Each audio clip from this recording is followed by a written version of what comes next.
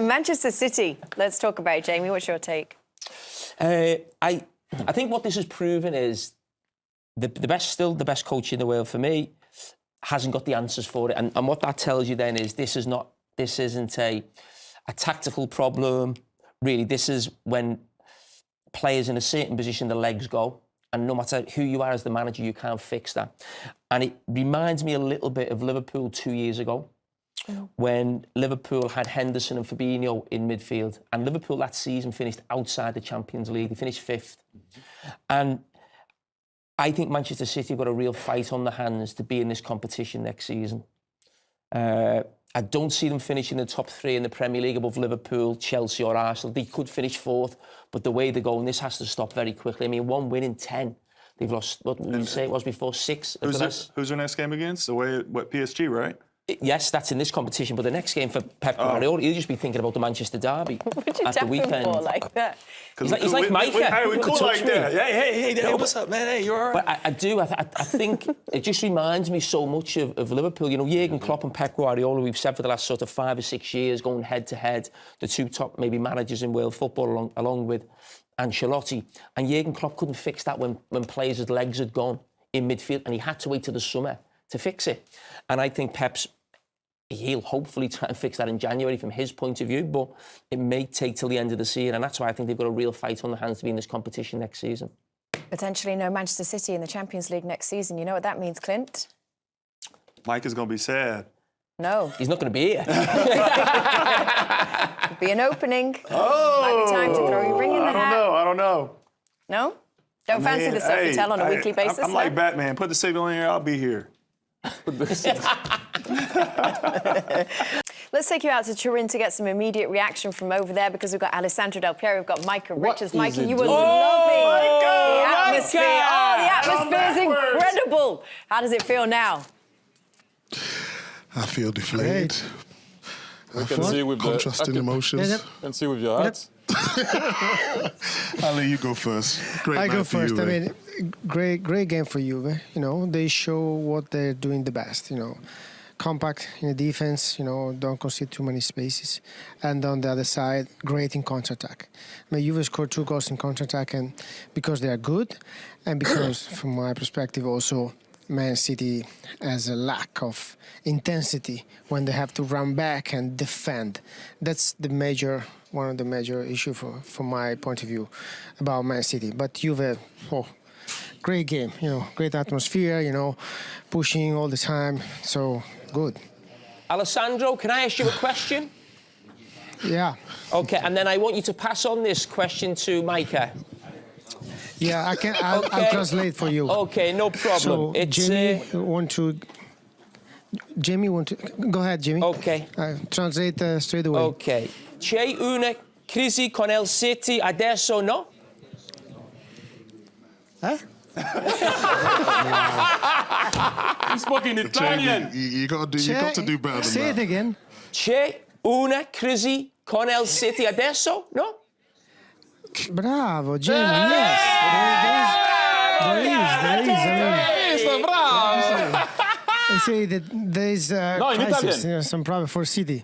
Yeah, there's a crisis. I mean, to be fair, in fairness to Jamie, he said there's a crisis, or it's looking like a crisis. Probably about 3 weeks ago now.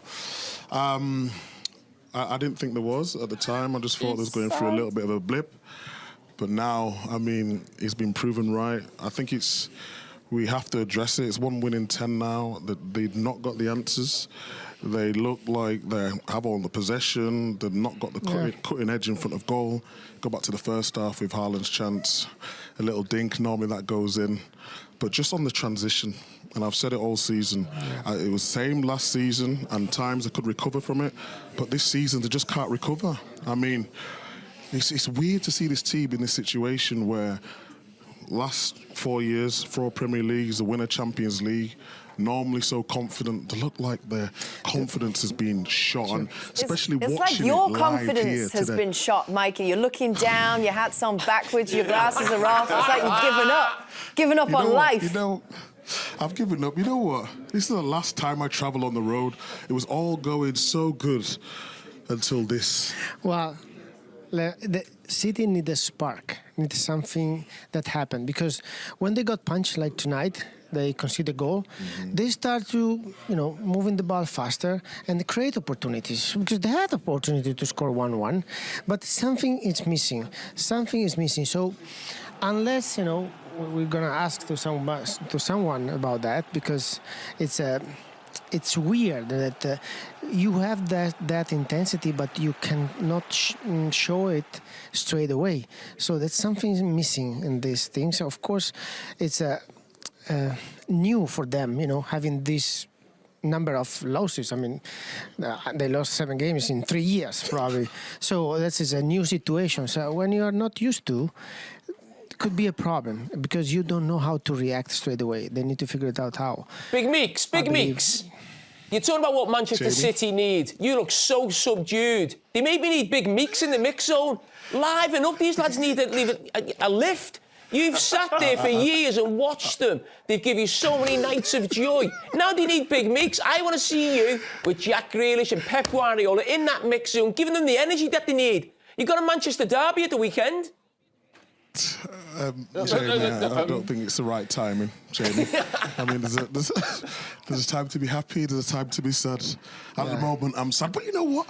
I'm not going to let it get down, Big Meeks, because we've had a great couple of days. Yeah, Let's amazing. lift the mood, What about the wine? You win some, you lose some. We've had some good vino, good risotto, yes, a pasta, bellissimo. Don't forget the snooze. So, we had a great time. We're still going.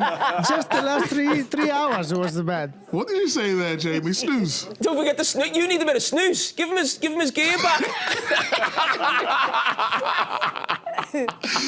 Oh, well, yes. All right, guys. We'll be back soon with some interviews. Yes, we look forward to it. Happy late birthday, Del Piero. Thank you, Clint. I mean, actually, tonight was a great birthday gift from this stadium. You deserve it. You deserve it. Thank you. Lost 6 out of their last 7 away games, 1 win in all 10 in all competitions. It's so un-Manchester City-like in the modern Manchester City era, right? You can't believe what you're seeing. I mean, this is a massive crisis. I mean, this was a crisis 2 or 3 weeks ago.